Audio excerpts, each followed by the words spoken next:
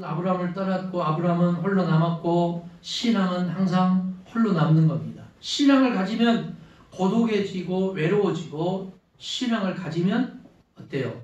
인기를 잃어버리는 것 같습니다. 그래서 사람들은 그래도 그 일을 갈 것인가 말 것인가를 스스로에게 반문하는 거예요. 많은 사람들이 자신의 청춘과 젊음은 아까워하면서도 그래서 어느 날 늙고 병들어서 모든 사람들이 시선에서 벗어났을 때야 비로소 후회하고 하나님 앞으로 돌아오는 사람이 얼마나 많습니까? 14절 보세요. 14절. 롯이 아브라함을 떠난 후에 여호와께서 아브라함에게 뭐라고 말해요? 너는 눈을 들어 너희 있는 곳에서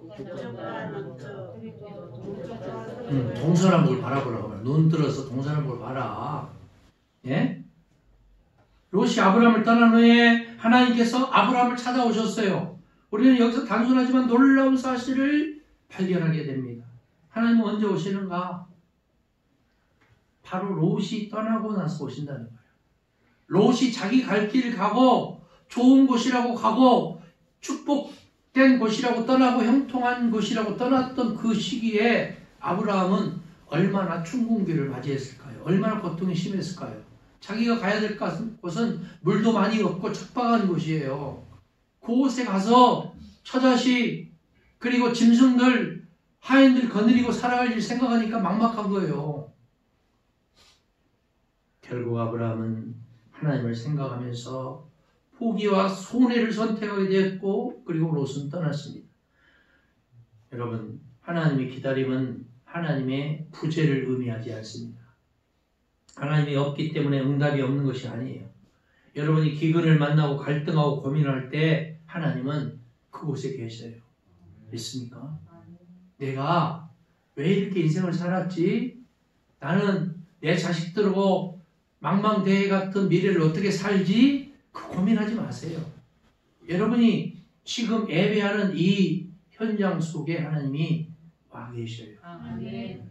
여러분의 앞길에 하나님이 함께 하실 거예요. 아멘. 두려워하지도 말고 놀라지도 마세요. 아멘. 긍정적인 마인드를 가지고 할 수 있다라고 말씀하시는 능력 주시는 하나님 안에서 모든 것을 내려놓으시기 바랍니다. 아멘. 그런다고 포기하지 말라는 거 아니에요. 포기하라는 거 아니에요. 완전히 나를 내려놓고 나는 할 수 없지만 주님은 하실 수 있다는 믿음을 가진 사람이 되라 그 말이죠.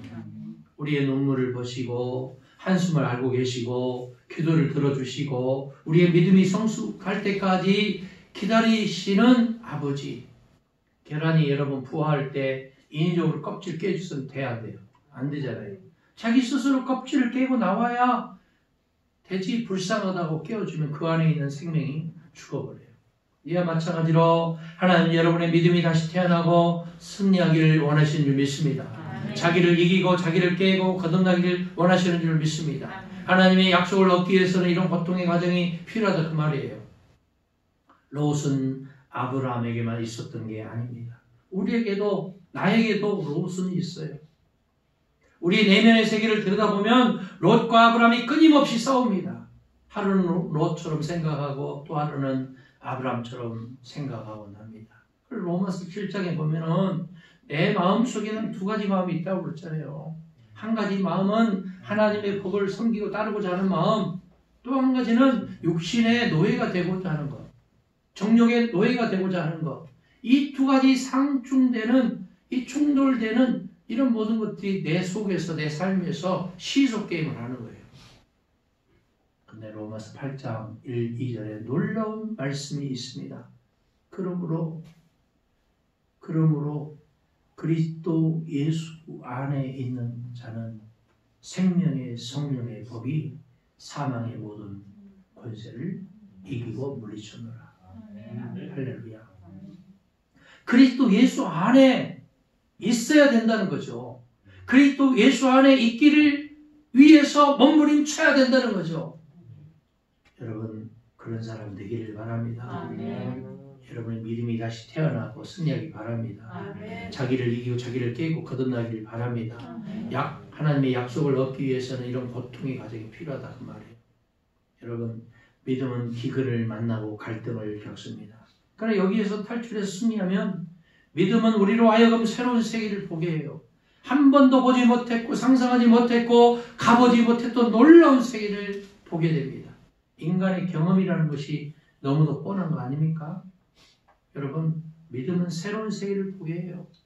지금 내가 힘들어요. 직장 고민해야 돼요. 사업 고민해요. 처자식 고민해야 돼요. 내 살 길이 막막해요. 내 미래가 어떻게 펼쳐질지 알 수 없어요. 코로나19 때문에 언제 끝날지 그 예측하지도 못해요. 근데요, 하나님은 그런 가운데서도요, 한순간도 여러분을 버려두지 않는 거예요. 여러분과 항상 함께 한다는 거죠. 그래서 강하고 담대하라는 거예요. 두려워하지도 말고 놀라지도 말하는 거예요. 기도해요, 기도. 언제?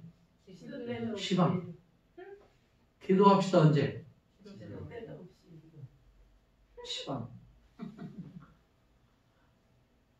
여러분, 이전에는 개처럼 취급했던 이방인들에 대해서 새롭게 눈을 뜨게 했고 하나님의 세계를 보게 되었어요.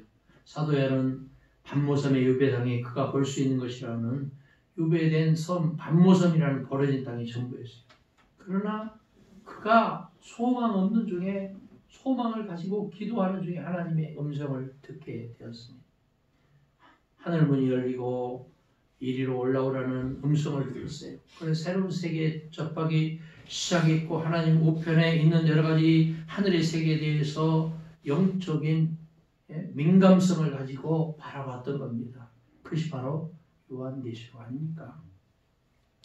마틴 루터와 칼빈은 캐톨릭이라는 우물 안에 있었어요. 그러나 그들이 성경을 읽고 예수를 만난 후에 종교 개혁의 눈을 뜨게 된 겁니다. 새로운 세계를 보게 된 거예요. 허드슨 테일러는 영국이라는 문화권 속에 있었던 사람이었습니다. 그러나 그가 예수님을 만나자 마자 눈이 열려 새로운 세계를 보게 되었어요. 그것은 광활하고 넓은 중국이라는 대륙이었어요. 그는 중국으로 갔습니다. 중국에 대해서 눈을 떴고 생명 살리는 일에 눈을 떴기 때문에 그래요. 영국에서 가장 존경받고 유망한 스터드라는 사람이 있어요. 그는 좋은 가문에서 태어난 사람이었고 캠브리지의 7인 중에 한 사람이었고 유명한 크리켓 선수였고 성공이 보장된 청년이었습니다. 이 청년의 마음속에 예수님이 들어가고 믿음이 생기면서부터 시야가 달라졌어요. 허드슨 테일러 중국에 갔다가 더 시야가 넓어져서 선교사로는 최초로 아프리카 선교사가 되어 그곳에 뼈를 묻게 되었던 겁니다. 윌리엄 캐리는 하나님이 그에게 인도라는 큰 땅을 보여주었습니다. 여러분은 예수님을 믿고 나서 어떤 세계를 바라보고 계십니까? 어떤 것을 꿈꾸고 계세요?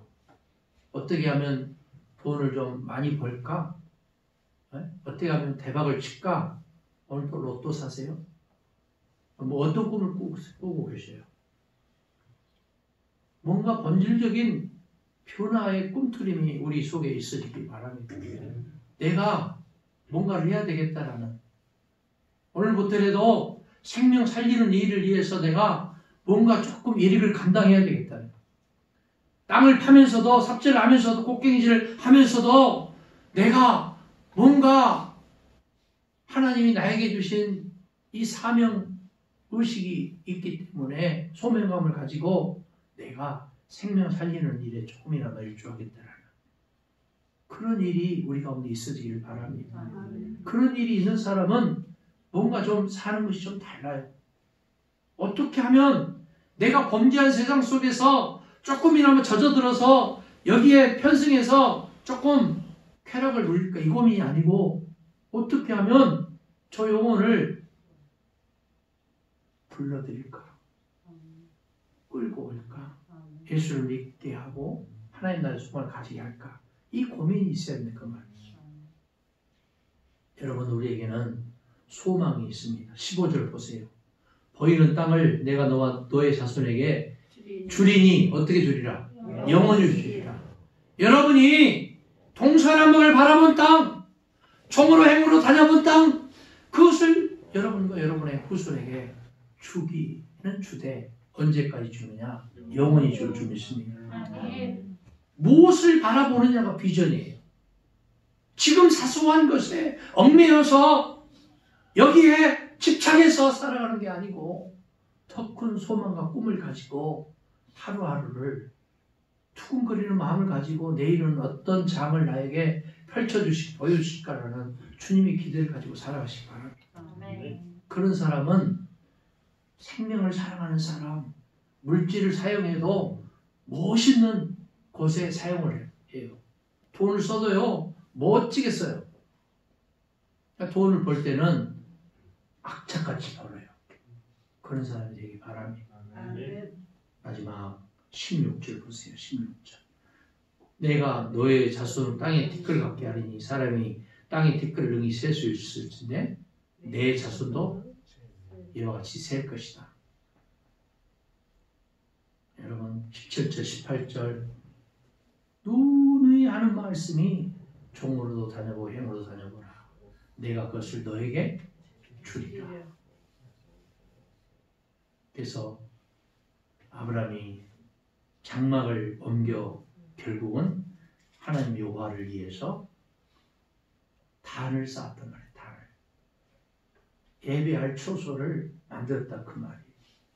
여러분이 엄중한 코로나19 이 상황 속에서 박근혜 정권 때는 황망이라는 단어가 황망하다라고 했잖아요.